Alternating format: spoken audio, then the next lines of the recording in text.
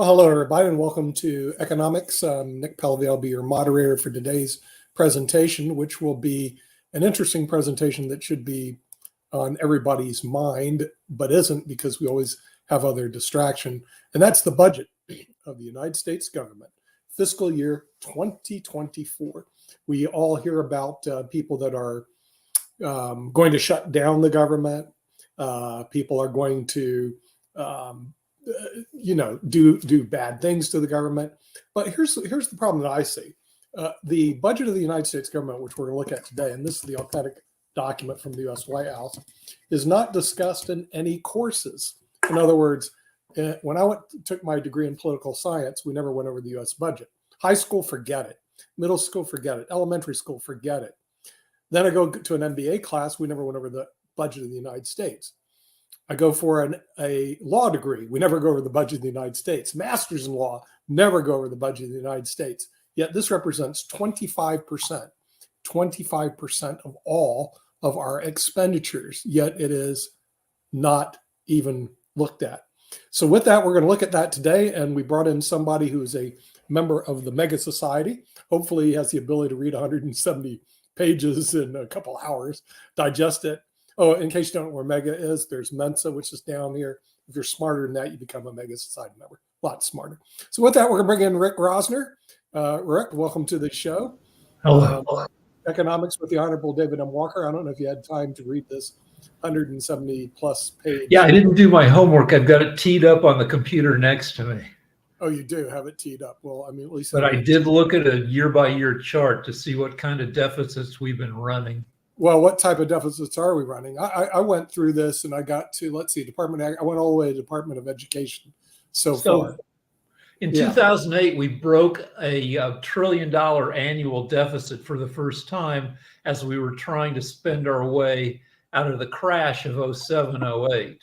Right. And then in 2020 and 2021, we racked up deficits of $3 trillion a year. Okay. And this budget from my is like 1.5 trillion deficit. Yeah. My feeling is, we've been doing deficit spending for decades. And what you want to do is appear to the rest of the world like a good credit risk. So they'll keep buying our bonds. And, right now we don't have a Speaker of the House. And that looks terrible to the rest of the world. Right. I mean, we should get our financial house in order, but at the same time, we should also not look like jackasses. Right. Yeah, I would agree with that. David, did you have time to read this wonderful document, or have you read this before? I can tell you in our education system, all the education I went through, we never had a class on the U.S. budget. Not only did we not have a class on it, to my knowledge, even today, there are no classes offered on this U.S. budget. Yet, this is the primary source document for 25% of our economy. So a couple issues. Number one, why does our education system completely ignore this extremely important document? And number two, why is this always not balanced? Well, first, our education system largely ignores a broader topic, and that is financial literacy. And as you know, I have been a longstanding advocate for making financial literacy a mandatory part in order to be able to graduate from high school. And presumably, this could be a subset of that financial literacy, because the last thing you want to do if you're trying to manage your own finances is follow the bad example of the federal government. But there are also challenges with regard to state and local issues. But people don't even know how to manage their own finances. And by the way, this is the closest thing that the consolidated federal government has to a strategic plan. But it's fundamentally flawed because it's for 1 year. Strategic plans are are for decades. They're not for 1 year. And many times when these budgets are prepared, they're the president's proposal. And as you know, Nick, the president proposes, but the Congress disposes. The Congress has the power of the purse under the Constitution. And many times the proposal by the president is what they say, dead on arrival. In other words, it's the wish list of the president, but not consistent with what's realistic to be able to get through the House and the Senate for the president to be able to sign. And last thing I would say is that the administrations have been consistently late sending up their budget proposal, but the Congress has been worse. The Congress has only passed the budget and all the appropriations bills on time 4 times in my lifetime. And they missed it again this year.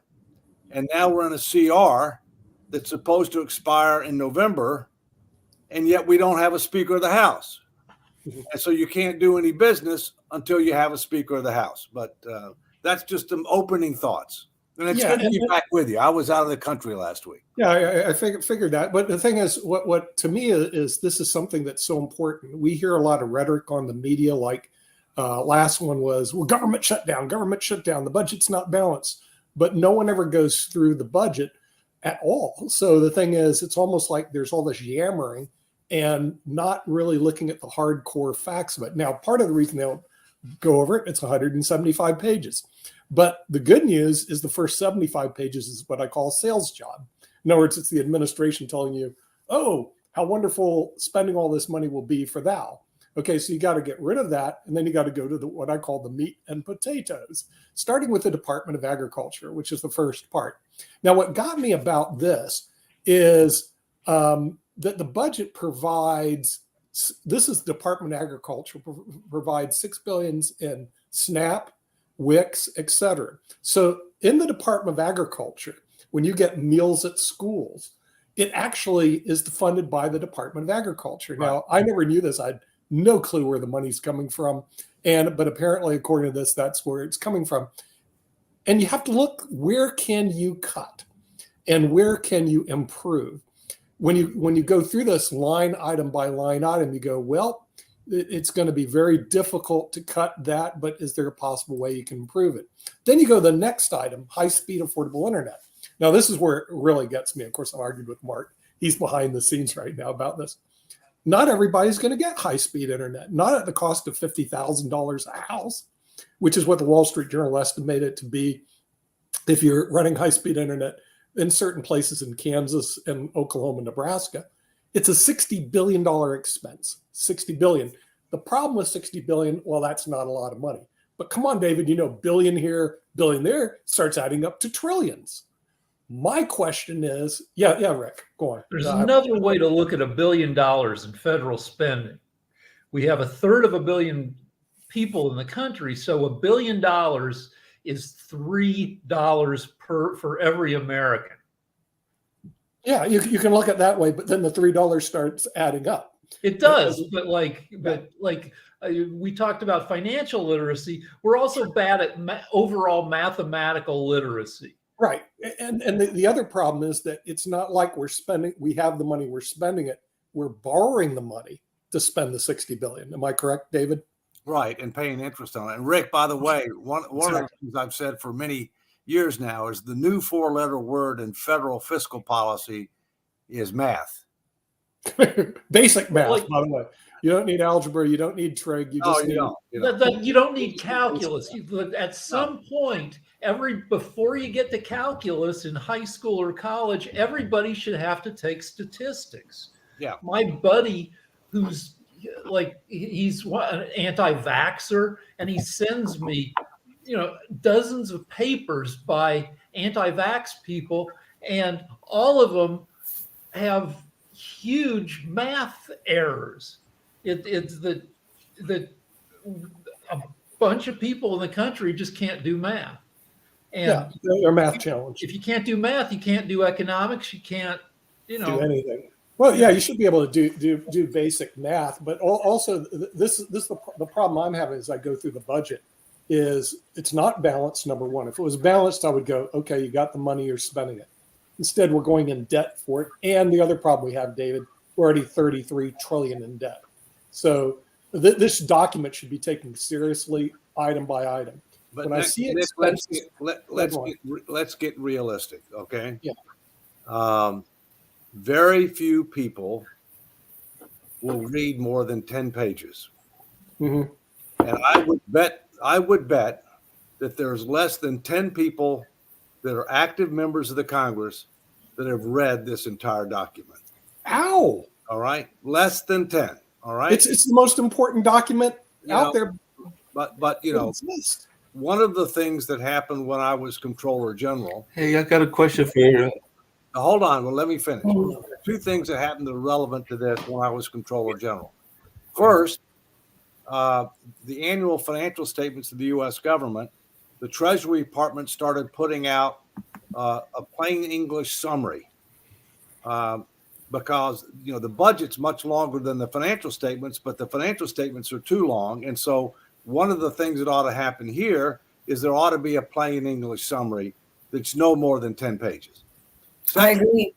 Secondly, the second thing I did when I was, that relates to this matter when I was at GAO is people somehow had a feeling that the thicker something was, the better it was.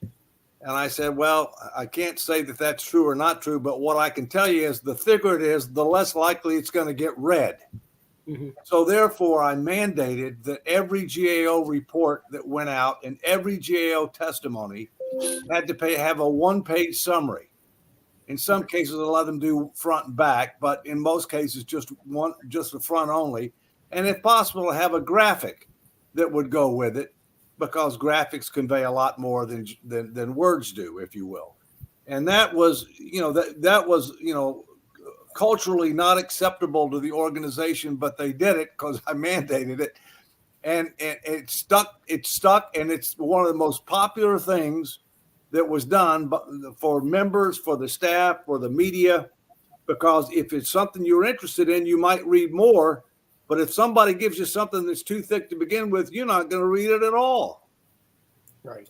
Yeah. Yeah. Hey, question. I had a question for David, because there was since y'all went to the agriculture, there is a very significant financial relief that is about to come up. Some people may be glad about the relief. Some people may not be glad about the relief, but you actually have to read, like you said, the budget to learn about this relief and everything. And the deadline is going to come up on Halloween and all along those lines, because there is money in the budget for those that are African American and Native American farmers, because they're accepting applications for financial relief. You ready for this, Kim? Of up to $500,000 for farmers who have faced discrimination in its lending program. So they are opening this up for folks that are felt that they were discriminated against, and definitely any farmer, forest landowner, or rancher who experienced discrimination by the department in its farm loan program prior to January 1st, 2021, or has been assigned or assumed a USDA farm loan debt that was the subject of the USDA discrimination, because apparently there was a big discrimination suit, they can go ahead and get this money. But you've got to be look at the budget that you were looking at and go in and actually apply for it. So I think they're going to review them in November or December. So I just want to know what folks thought about this. I'm just wondering whether Elizabeth Warren is going to apply for her garden in her backyard. But we'll well, the thing is, this goes back also, Mark, to She might. importance of this document. 25% of our GDP runs through this document. A lot of people aren't even aware. There'll be a lot of black farmers, Mark, I can promise you, won't even be aware of what you just said. That's because right. They don't follow this particular budget, and the media isn't going to help them. They're not going to tell them what you just told them. So that's why I just told them so they could go apply for it.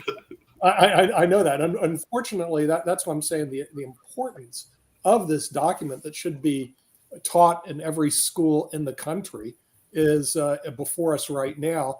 And to my knowledge, also, David, the media never showed this document. In other words, it's almost like, what, we can't see this? Is there something sacred about it?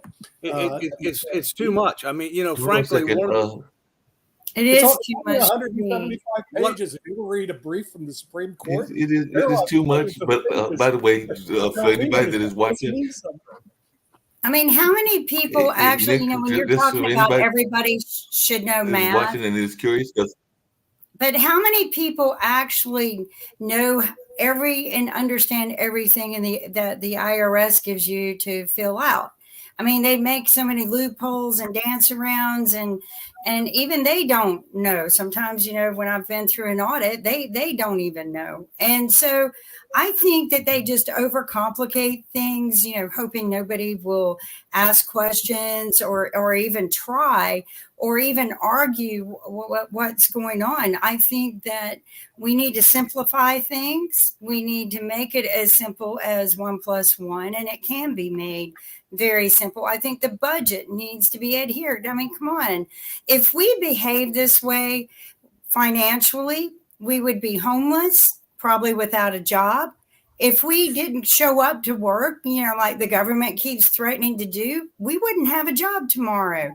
We need to hold them accountable. And David has been saying this for quite some time. We need to set some standards and start holding some accountability. Otherwise, we're never going to get ahead. And this budget won't. I'll put it to you this way. You can write as many budgets as you want, and it will never get exercised ever. Yeah. Let me give you an example of what might be a more effective way to communicate as part of a financial literacy program. Okay.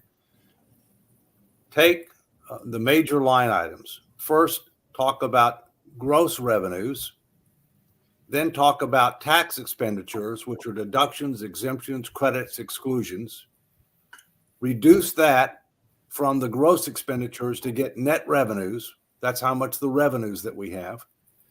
Then take each major category of spending, which if you look at that, the major categories, the top categories are Social Security, defense, Medicare, Medicaid, and I can go on. All right. Take the top categories, get down to the bottom line, which is a big negative, show that that's how much more you have to borrow. And then if you want to make it even more user friendly, divide it by the number of households. And that way you can see what the numbers look like on a household basis. Because one of the other things that we have to do is we have to teach individuals how to do budgeting on their own. And when they do budgeting on their own, they need to consider things that typically aren't considered. Taxes. They need to consider savings. And they need to consider charitable contributions. So what we have to do is we have to make it simple. We have to put it in, we got to get away from these trillions, which nobody can understand. Divide it by person, divide it by household, something that people can relate to, and then compare it to an individual's budget. And you can say, no way in hell I could do that. Go to your bank and try to borrow some money based upon these numbers.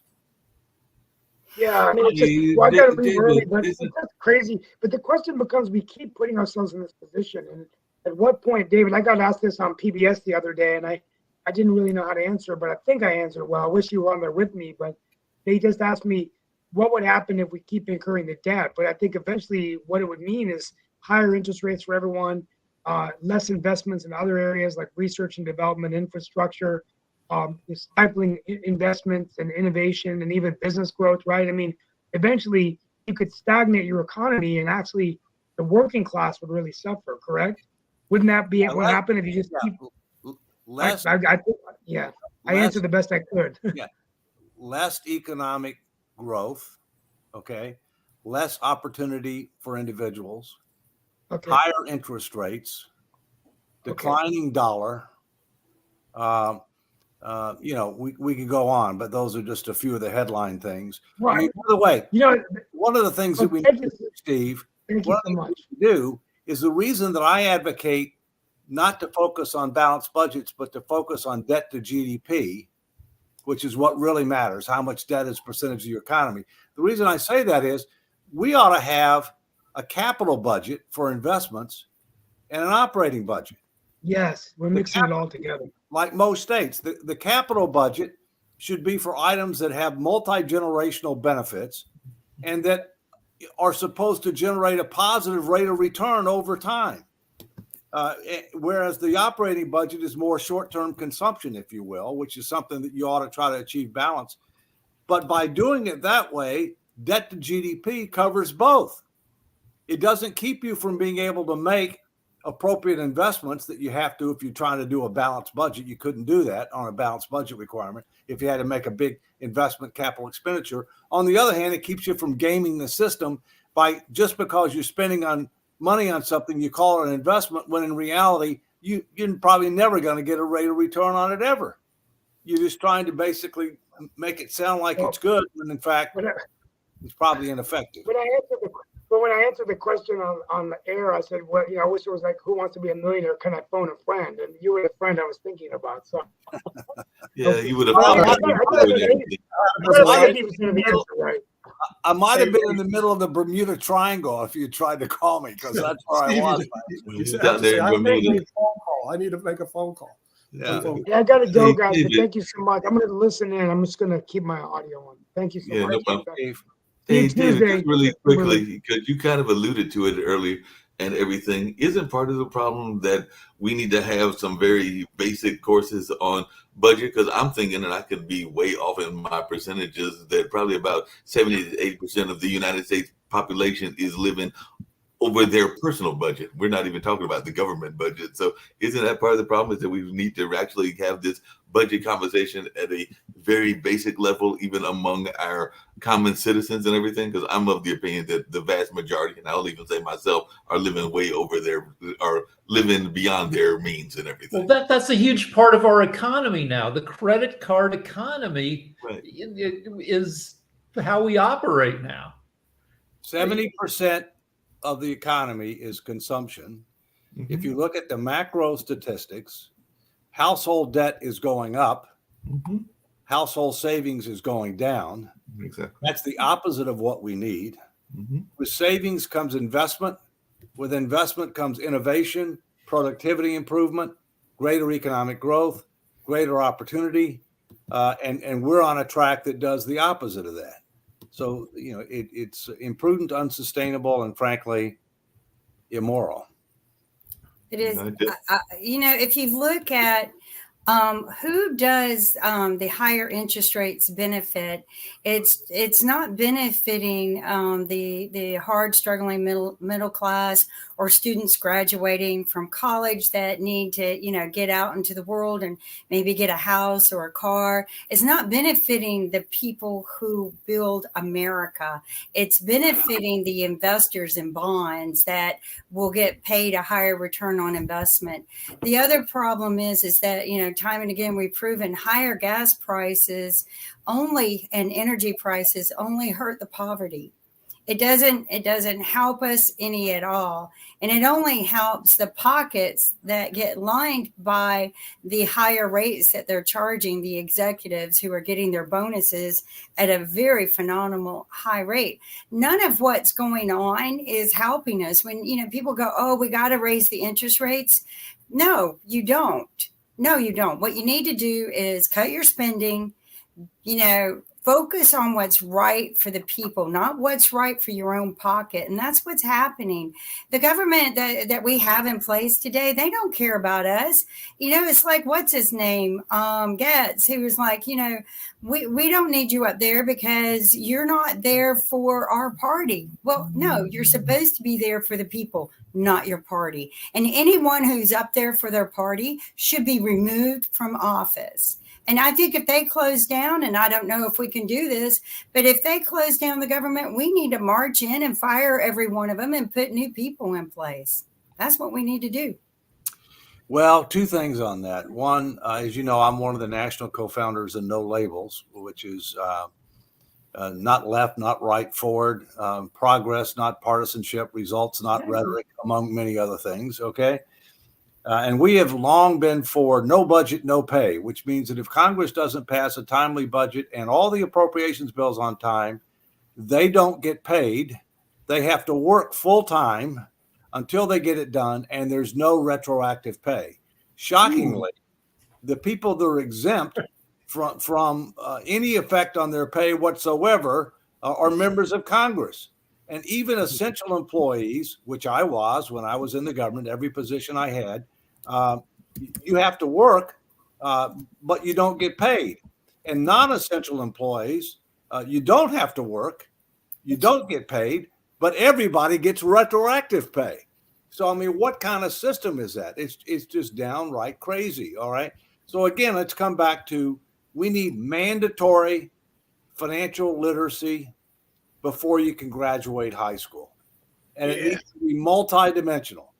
It needs to be personal finances. It needs to be public finances.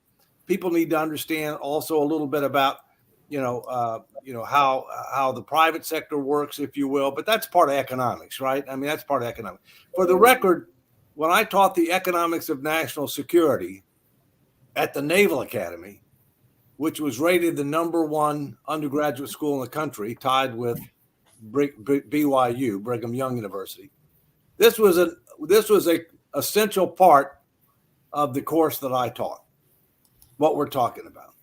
Yeah, I don't know how you get this education out there without a strong top-down push. Imagine like Rachel Maddow or Hannity saying, tonight we've got a special hour. The entire hour is going to be devoted to the budget.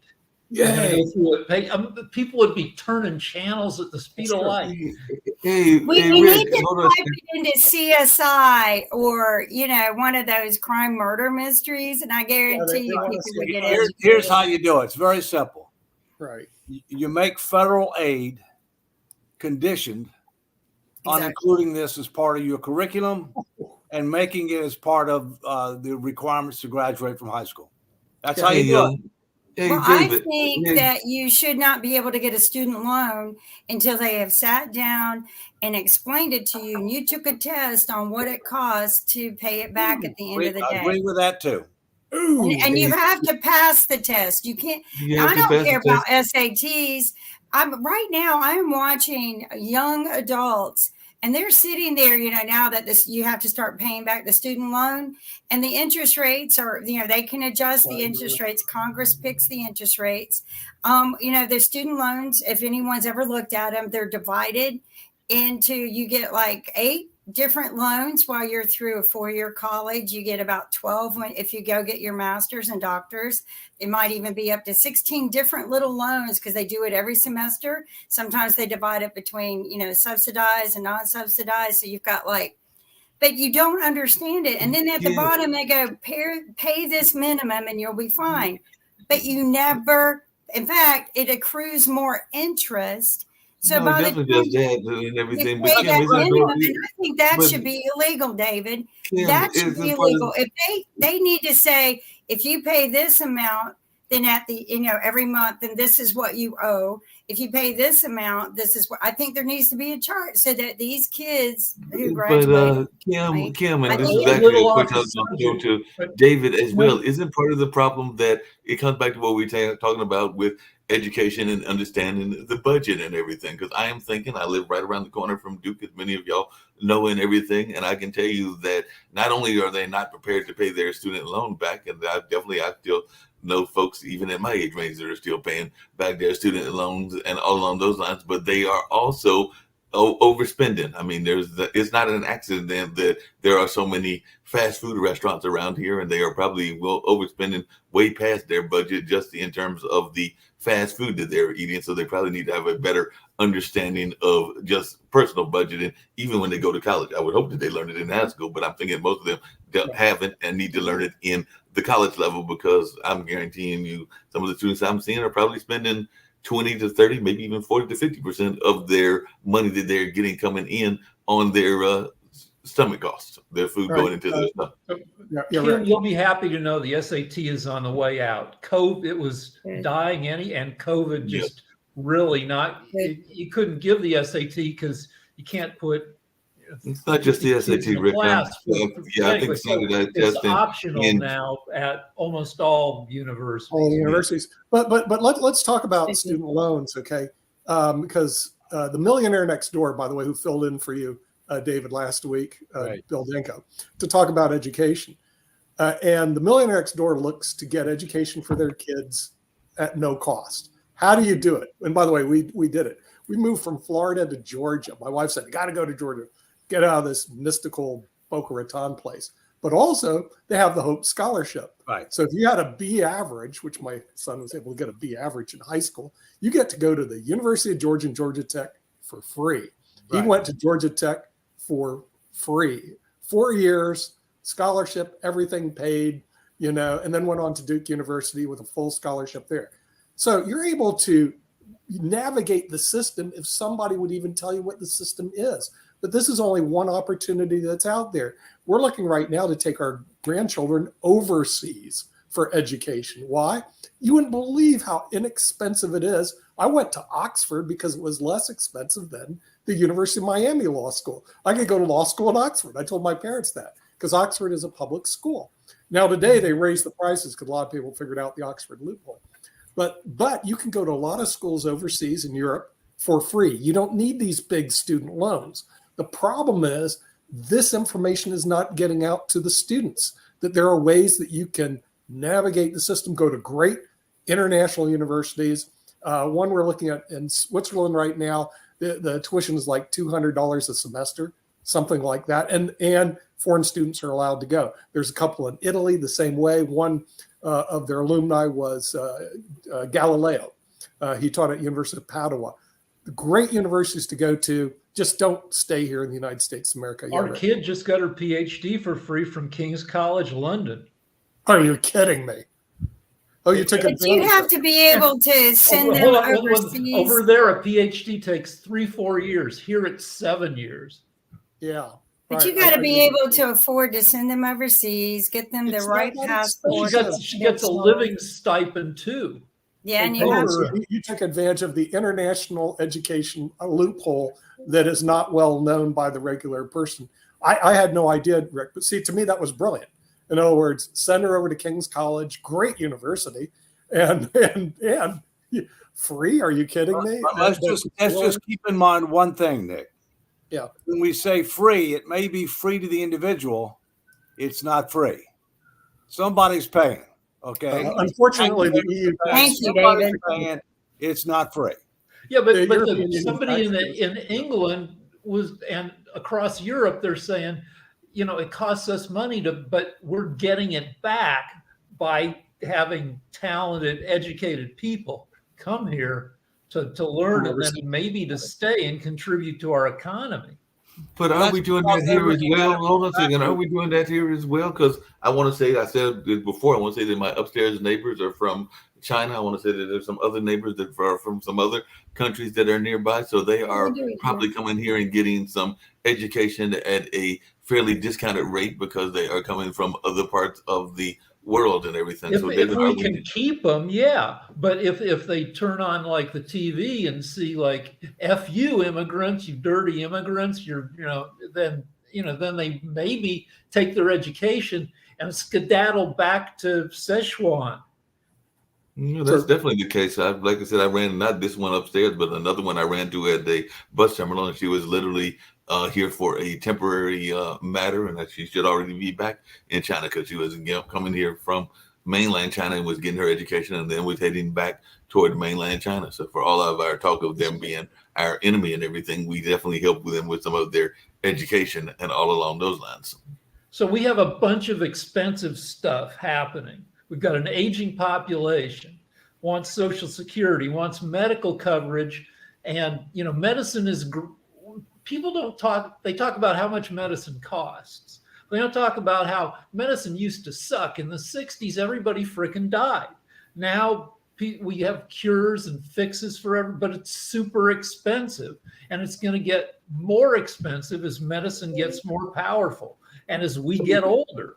And Hey so Rick, that's it's not going to cost Rick.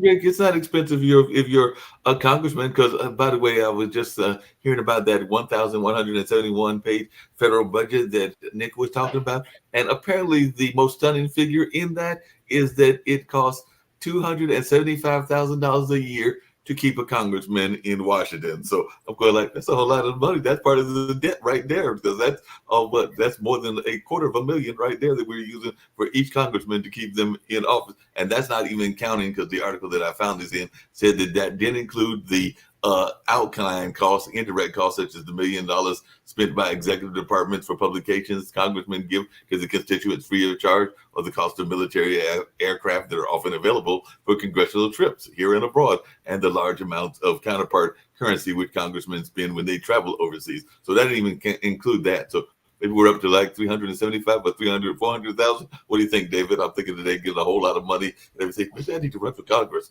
I think that I might have to do that and everything. That might solve some of my own financial problems. Well, I think we need term limits. I think we need 12-year term limits. We have something now that the founders never intended. They're called career politicians. Washington warned us of factions. Factions were our political parties. We now have a republic, which is supposed to be a representative democracy that is not representative of nor responsive to the general public. So we don't just need fiscal reforms, we need major political reforms in order to revitalize our democracy and create a better future. But that may be another topic. Yeah, well, we have another problem. That is here. an interesting topic. We've got so many different things that just kind of lurk in the behind the scenes that are going on that we need to fix. One of the other problems is, when I go somewhere, I see a lot of homeless people right now. And then I go to my favorite places of business or restaurants, and they're either closing down or slowing down business for lack of employees. Now, the other problem is, if people get employed and they're only getting paid, $10 an hour, that's not enough to sustain, and they get taxed so much and then have to buy insurance and all these other things. They can't even live off of what they are earning. So it's cheaper or more beneficial for them to be unemployed and get, all these other benefits that float around. But the problem with the unemployment situation is you have a homeless person who's standing right next to a door that says we need employees, and they can't get a job there because they need an address. And I think we need to do away with that. I think we can pay them on a virtual payment program. They do this with a lot of waitress now, where their tips are paid on some sort of blockchain, and then they can go use it rather than having to get them and then cash them. So I think that there's so many different ways we can do this so that we can employ these people standing right next to the facility that need them. But right now they can't even hire these people, and these people are begging for food, for money, for a place to stay.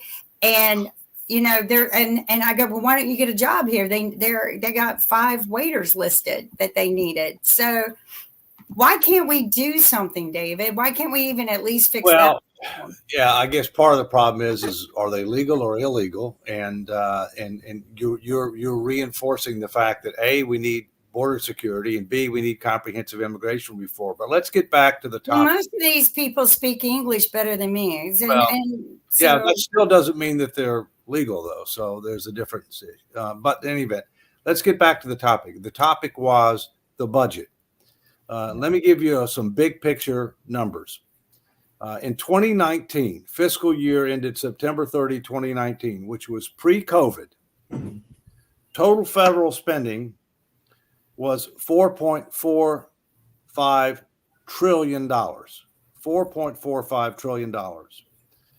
In 2023, which was the year just ended, September 30, 2023, total federal spending was $6.2 trillion.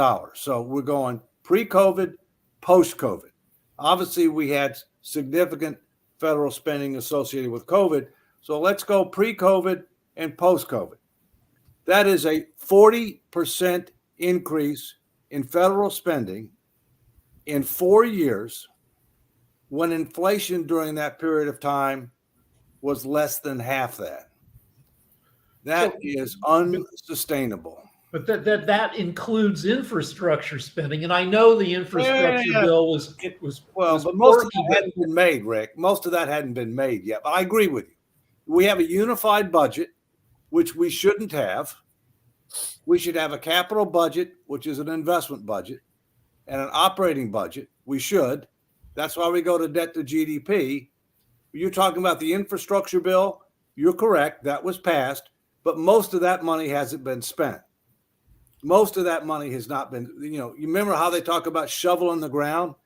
You got to make sure that when you put the shovel in the ground, that when you lift it up, it doesn't stink. And it takes quite a while, believe it or not, in the United States to be able to get approvals for things. You may have the money to do something, but you've got to get all kinds of environmental and all kinds of other, approvals before you can even put a shovel in the ground. Yeah. I hear you.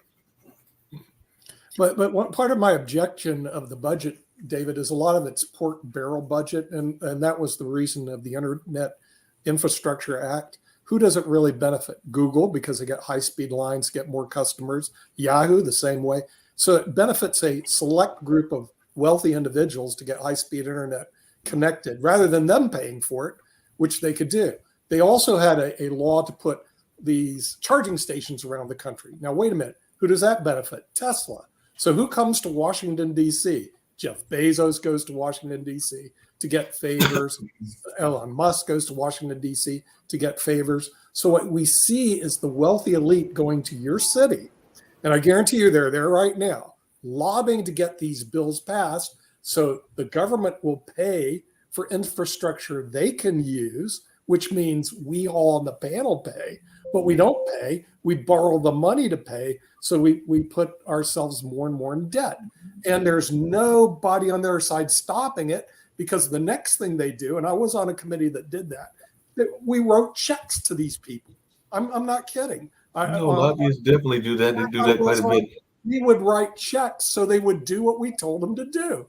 And so all of a sudden Congress, in other words, I met once a month to send a bunch of money, hundreds of thousands of dollars to politicians, and they can be bought very cheap, by the way.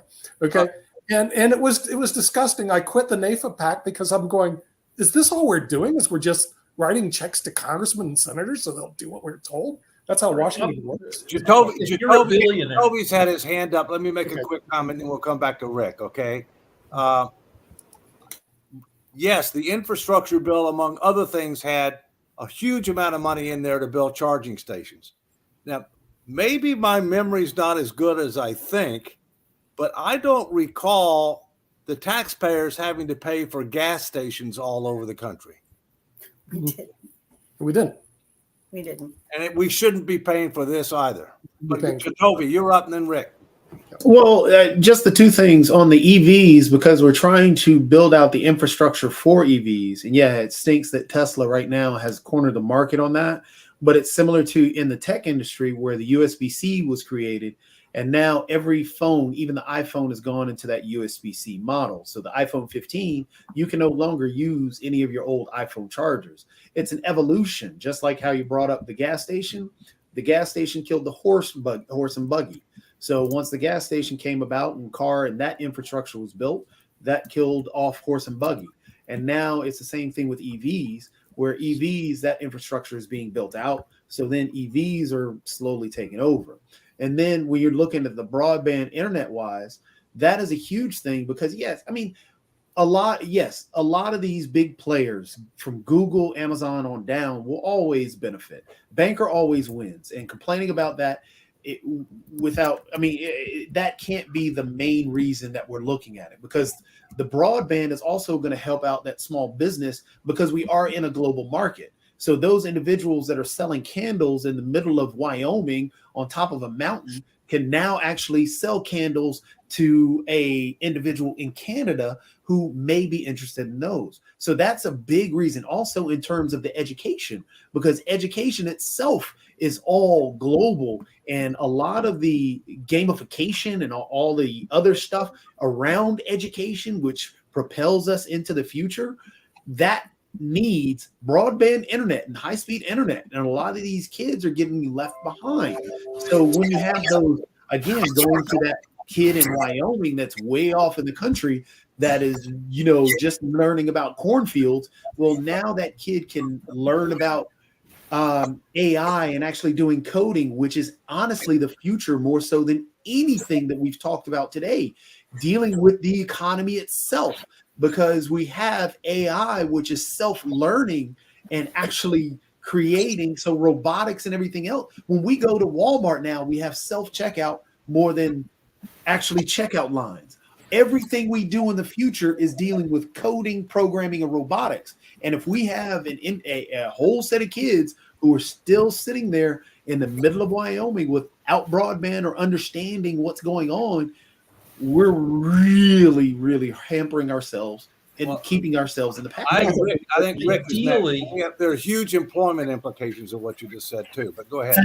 Ideally, we should decide whether we want to win the future.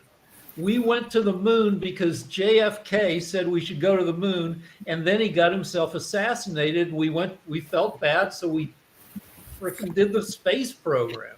Now we're in an undeclared technological almost war with China, with India, and we need an educated populace if we want to win the AI thing. If we make sacrifices to stay technologically ahead of the rest of the world, it will, within a couple decades, solve some of our budgetary problems. But it's just getting there, getting to the future, and getting the U.S. populace convinced that we need to be educated. But Rick, the United States does not have a strategic plan. So if we don't have a plan, we're not going to go anywhere very fast. Kim? Hey, David, just really quick, because you made a statement that I need to. Kim's up. Go ahead. Okay, I had a few other things I want to bring up, but I want to get back to that point. How did we put their toes to the fire to get this budget done? I mean, and make it. No, I can't say that you can make it simple, but when I do my budget at home and I get myself under control, I make it as simple as possible. I get my spreadsheets together, income, outgo, what I give for charity, what I put in savings, all of these important things that fortunately I learned about later in life. But how do we hold their toes to this in Congress? And how do we do that? Simple messaging, no labels. For instance, is trying to say, look, these are what we're facing, and let's face it without politicizing everything. But the messaging has to be simple, that if you don't fix a lot of these issues, it will cost you and your political party in Washington your jobs and your majorities in the House and the Senate and the presidency. Three things. No budget, no pay. You don't get it done on time. You don't get paid until you do. You stay in session until you get it done. No retroactive pay. Number two, statutory fiscal sustainability commission. A big aspect of it will be major citizen education and engagement effort throughout the country, in person, online, social media, etc., to educate people about where we are, where we're headed, how we compare to others, what do we need to do. Makes recommendations, up or down vote in Congress, on how we put our finances in order. And thirdly, constitutional amendment that limits how much debt as a percentage of the economy the country can have, absent very limited temporary circumstances with a supermajority vote. All three of those things are essential if we want to create a better future. I think. But how do we make that happen? That's what I know that this needs to be done. How do we go up there and go, you make this happen? Well, first, Congress will probably not do no budget, no pay on itself. Okay. Believe it. California has that, and they've always been on time ever since. Now, whether they did that, they may have done it through a referendum. Many states have initiative in referendum. We do not at the federal level. So we only have two ways to get things done. You either get it done through legislation, okay, and they obviously have a conflict on that, just like term limits, or you get it done through a constitutional amendment. There are two ways to get a constitutional amendment done: 2/3 of the House, 2/3 of the Senate, and then go to 3/4 of the states ratify, or 2/3 of the states call for a convention to propose amendments. They come up with a proposal, gets ratified by the states. It's going to be method number 2. And that's what I'm working on. That's what I'm working on for fiscal responsibility. But once we prove that concept, then you can use it for other things. Like term limits, like campaign finance reform. I think Mark was next, and then Jacoby, and then Rick. Yeah, there are a couple of things that you said that I was curious about and everything. One is I've seen here in Durham, the term limit conversation has actually gone the opposite direction, because actually here where we are, our local mayor only has 2-year terms. So they're actually trying to increase the term limits because they feel that's what they feel. They feel it's too short to be involved in politics. So that's the issue, is that there's too short, because by the time they get into office, then it's time for them to start campaigning again. And that's been our issue here in this area. David, you said earlier about the gas taxes, and I was on the about gas and its kind of in connection to government and everything. And I thought that I had remembered there being a fuel tax in the United States and everything that's been here since 1932. So I guess we did kind of encourage the gas industry in that sense and everything, even though it's been stuck on the same price, I think, since 1993 or along those lines. But there is a fuel tax that helps with the gas station. So they are kind of encouraged, and we're kind of developed through that tax and everything. That's the only thing I was thinking about as you were saying that. Yeah, but I don't think that tax was dedicated to building gas stations. I mean, there's a difference between what do we need to do for broad-based societal benefit, and I agree with a lot of things that have been said, including Jacoby's in that regard. All right, we need to look for new infrastructures. There's a difference between that and then determining how are you going to finance it, who's going to ultimately bear the economic burden associated with it. No, I understand that. And just the last thing I was going to say, and then I'll shut up and everything, is I actually was listening on Facebook, and a friend of mine actually had a very interesting idea. She was actually thinking that with EVs coming around, that we're going to have to start having EV stations. And I know this is going to be expensive, literally provided in the houses as they are constructed, because they are becoming so popular that might be something that we're going to see more of with the new houses being built. That she was actually encouraging people to do that. Jacoby and then Rick. With your second thing, talking about the financial education throughout the nation, so on and so forth, that has to be tagged in with the whole broadband, because if you can't, you have to have broadband for everybody if you're going to actually try and educate everyone on that way. Yeah, I hear you. The only way to get things done, we've got to break up the log jams of supermajorities. We've got to break up the safe places, basically the safe zones for elected officials. So they've got to be able to be accountable. So get rid of all the gerrymandering, which is going to be tough, and redraw redistricting reform. Exactly, and that doesn't take federal law. That's I agree. A state issue. Yeah, but the problem is we can't get there because you have those super majorities that are fighting against or fighting and putting in those gerrymandering situations. Luckily, the thing happened in Alabama when they tried to throw all the minorities into that one district, but the court struck that down, which was great. One quick thing before we go to Rick.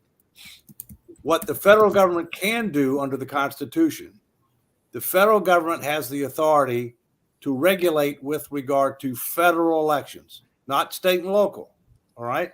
And so therefore, what the federal government could do is it could pass a law that says the purpose of redistricting is to maximize the number of competitive districts consistent with the Voting Rights Act, rather than to minimize the number of competitive districts consistent with the Voting Rights Act. That, compared with things like ranked choice voting, integrated and open primaries, campaign finance reform, would create a new world. Rick. The practical path to anything, all this stuff that should happen, is simple, aggressive messaging. The Republicans have understood this now for decades, and they spend a ton of money and thought on simple messaging, whether it's completely accurate or not. The death tax. Somebody got paid a lot of money to come up with that idea and push it.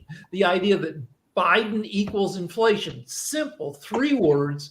We need to hire, need to spend a bunch of money and thought on turning our objectives into advertising type slogans that can be pushed and pushed and pushed. So the one thing I'll disagree with that part is because we keep dumbing down America.